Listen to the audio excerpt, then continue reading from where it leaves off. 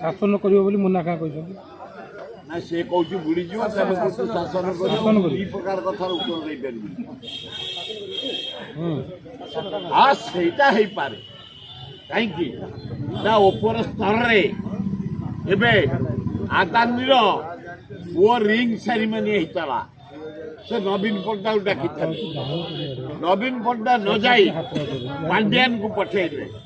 ପାଣ୍ଡିଆନ ଗଲେ ତା ଘରେ ରିଙ୍ଗ ସେରିମନିରେ ଯୋଗ ଦେଲେ ଏବଂ ନରେନ୍ଦ୍ର ମୋଦି ସେଇଠି ଗଲେ। ଆଦାନୀର ଏତେ ଖାଦି ନରେନ୍ଦ୍ର ମୋଦି ଭାରତର ପ୍ରଧାନମନ୍ତ୍ରୀ ଠିଆ ହେଲାନି।